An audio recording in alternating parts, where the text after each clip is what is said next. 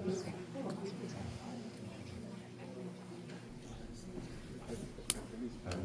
الله الرحمن الرحيم الحمد لله رب العالمين والصلاة والسلام على رسول الله وعلى آله وصحبه أجمعين. Inshallah, we're continuing with the seerah of the Prophet sallallahu alaihi wasallam. And last time we left off with the marriage of Prophet Muhammad sallallahu alaihi wasallam and Khadija bint Khuwaylid. We should always look when we're going into marriage at the example of the Prophet sallallahu alaihi wasallam and his marriage with Khadija as one of the best examples to emulate in a marriage. During their entire marriage, there were no accounts of any problems. And as the Quranic verse states, وَعَاشِرُوهُنَّ بِالْمَعْرُوفِ, to live with them in kindness. This was the embodiment of the Prophet sallallahu alaihi wasallam in his marriage with Khadija radiallahu anha. Khadija herself, she had a special standing amongst the wives. She was the Prophet sallallahu alaihi wasallam's first wife. He had the longest marriage with her, and while he was married to her, she was his only wife. So much so, the Prophet ﷺ, he had a lot of love for Khadija, so much so that he would honor her even after her passing. For example, when he would get meat and kill the lamb, he would take some of that meat and send it to her friends. So he would continue that honor even after her passing away. So naturally, with the other wives, in the example of Aisha radiallahu anha, they would get jealous of Khadija, because even though she had already passed away, the Prophet ﷺ would always mention her.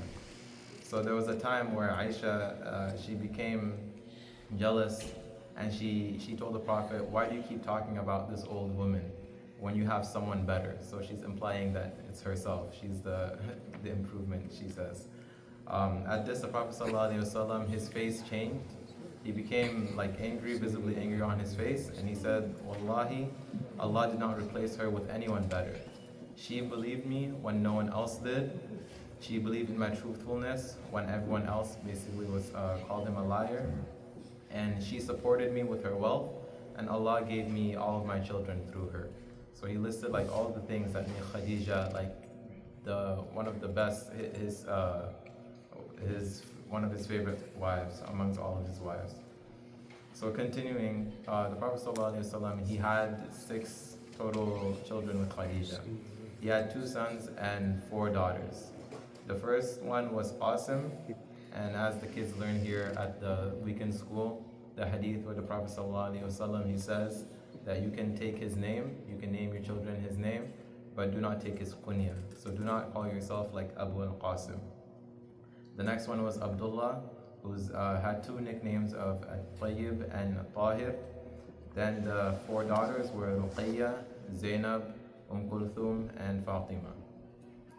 And the Prophet ﷺ, he has stated that there was a lot of men that achieved a state of perfection in like their religion, but only 4 women had ever reached that perfection.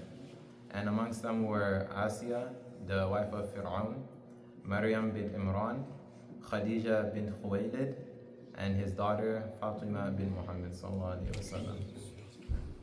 Okay, that was just some info about the background of the Prophet ﷺ and his family. But to go back into the seerah itself, about 10 years into the marriage, so around when the Prophet ﷺ was like 35 years old, a very important event happened in Mecca. And this was the rebuilding of the Kaaba. So the reason that this happened, it wasn't really too strong to begin with. But historians say that because Mecca, or the Kaaba itself, is in like a lowland. It's, as we know, Mecca is surrounded by mountains. So one of the theories is that because a flood came and like impacted the Kaaba so much so that the people worried that it would start like basically falling down. And another opinion was that there was a woman that was known to go around the Kaaba with bukhur, like with the light, and just to try to make the Kaaba's area smell good, and especially the kiswa. And accidentally, the kiswa caught on fire due to that. So either way, the people of Mecca, they decided that they wanted to rebuild the Kaaba. The problems that they faced though was the Kaaba originally, it was built with stone. When Prophet Ibrahim alayhi salam and Ismail, were building the Kaaba, they built it with stone.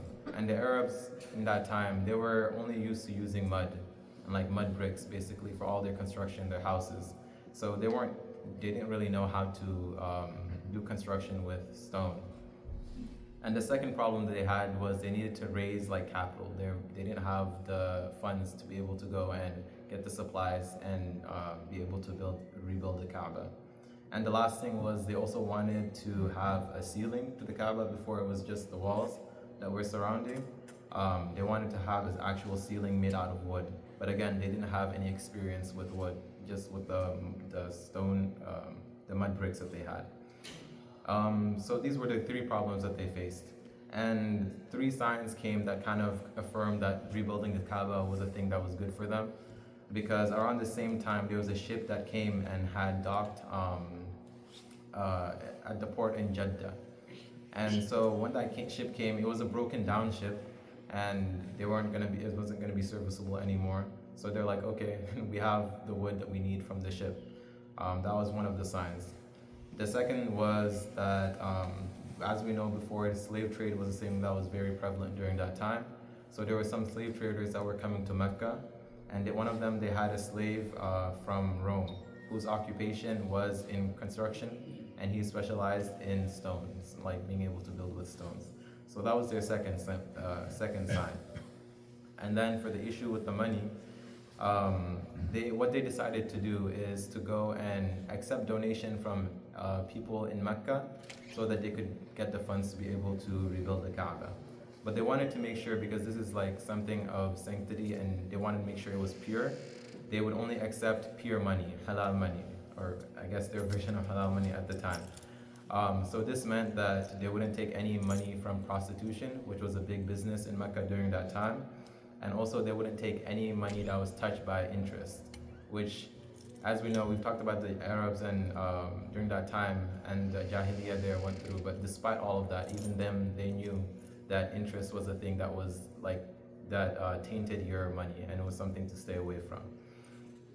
So after putting these conditions and setting these conditions, and they were going around trying to raise funds, they realized that most of the money in Mecca is all actually really dirty. They couldn't really find much or raise much capital that would meet their criteria.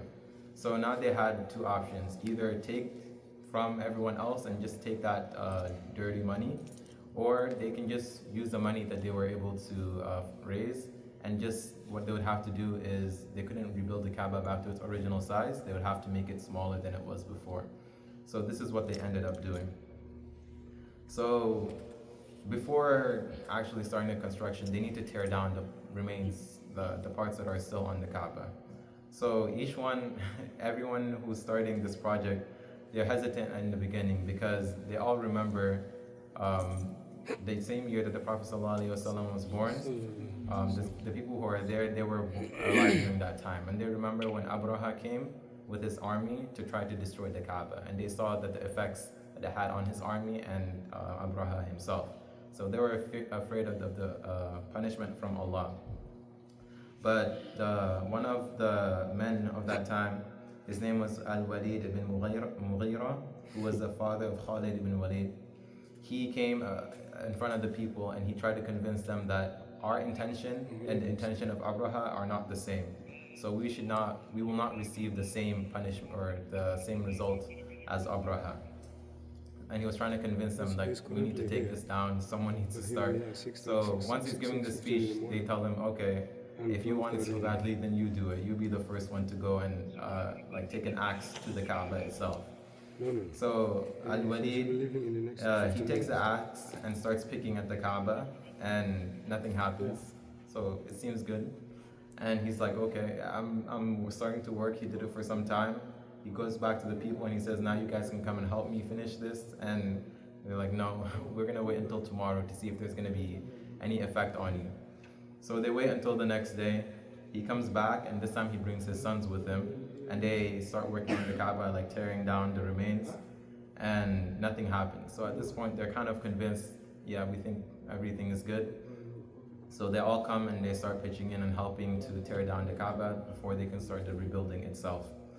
And it was narrated with the historians as they were doing this, they reached like the bottom layer, the very foundation layer of the Kaaba, and where that was, there were some green rocks that were all around the Kaaba. They tried to remove these to try to go all the way to the bottom so they could like pretty much start fresh. But as they try to remove one of the stones or like pick at one of the stones, there was a blinding light that comes out that you can see from like a far distance, and the stone falls back into place. So they kind of take this as a sign like this is sacred, we don't want to mess with it. And they said, let's just leave the foundation as it is. So many people might not know this, but the Kaaba itself, it has been 4 sides. It was 4 sides, but 3 of the sides are straight, as we see now. And then the last one was like a semicircle. So it wasn't just like a box. It was 3 sides and then the semicircular part. So that's how it was before. But because they didn't have the funds to actually get it back to its original size, that's why they came and they put the 4th, or made just a wall, so now it's just a box. And throughout history, it has gone back and forth until it went back to how they made it here with the 4 walls, and that's how it's been ever since. But even with that, as we see right now, what it's called is the Hijr Ismail, like that semicircular part that's over there, that we see when we go to do like Umrah or Hajj. That is still like considered, like all of that is considered like part of the Kaaba. So if you're making a tawaf around the Kaaba, you have to make sure to go around it, since it's still part of the Kaaba itself.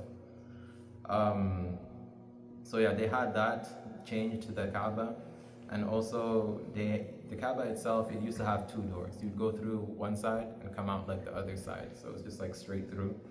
But they decided to just change that to make it just 1 door, so they could kind of like control who goes in and out. And also the Kaaba itself used to be on like ground level. They decided to lift it so that they could again control who would be able to go in and out of the Kaaba itself. And with that, like what I was talking about, like the semicircular portion, the Prophet ﷺ, he told Aisha radiallahu anha after the victory of Mecca, if it weren't for your people, I would have returned the Kaaba to its original state. So like the state it was before, with that semicircular part included. But he didn't, and this shows the Prophet ﷺ's wisdom, because he realized that he understood that the Quraysh, they had just become Muslim. So for him to now go and be like, okay, now we're gonna go and reconstruct this how it originally was, even though that was the way it was before previously, he knew that would cause a problem, especially with the people who had lived there their entire lives. They'd be like, we just accepted the religion, but now he's coming and he wants to change everything in our society. So this shows the hikmah of the Prophet ﷺ, which is shown in many different aspects of the seerah. So now they've taken down the Kaaba, the old remains, and they've rebuilt the Kaaba back to how they want it. And the last step is placing the Hajar al-Aswad, the black stone, in its proper place in the Kaaba. So this is when a lot of fighting starts, or what could have preluded the fighting itself. Everyone started arguing, and because it's a great honor to take that stone and put it into the Kaaba. So much so that Banu Abdul Dar, they got like a jug of blood, and they got their tribesmen from their clan, and they all put their hands inside, and they say, we swear it will be from our tribe, like as in one of us will be the ones to take the stone and put it into the Kaaba. So then the other tribes are like, this doesn't really mean anything. They also get a jug, and they put their hands in the blood, and they repeat the same thing. So they keep going back and forth until they decide to listen to one of the elderly men in this community. It was an old wise man who said, okay, instead of this back and forth, let's go and select someone who will like await outside of us, who will come and place the stone in its proper place. So then that wise old man, he decides, okay, whoever is the first man to walk through Bab Bani Shayba, one of the doors leading into the Kaaba, or leading into the area around the Kaaba, then that will be the person to place the Hajar al-Aswad. So everyone's happy with this decision because it takes it away from the tribes and kind of puts it on a different individual. So what ends up happening, as we know, the Prophet ﷺ, he was the first man to walk through the gate. So then everyone is happy because they know him. He's well loved and respected, and he's known as like being the truthful one in their society. And the Prophet ﷺ, again showing his hikmah, he puts the Hajar al-Aswad on a piece of cloth, and he has all the tribal leaders come, and they're all holding part of it. So as they're holding it, they walk towards the Kaaba itself. Then he goes, Prophet ﷺ, and he pushes the stone, just gives it like a nudge, and it goes into its place into the Kaaba. So again, this shows the wisdom of the Prophet ﷺ and his ability to diffuse high tension situations, which we'll see further along in the seerah. But inshallah, we'll stop here today and continue next week. Subhanakallahumma bihamdika ashhadu an la ilaha illa anta astaghfiruka wa atubu ilayk.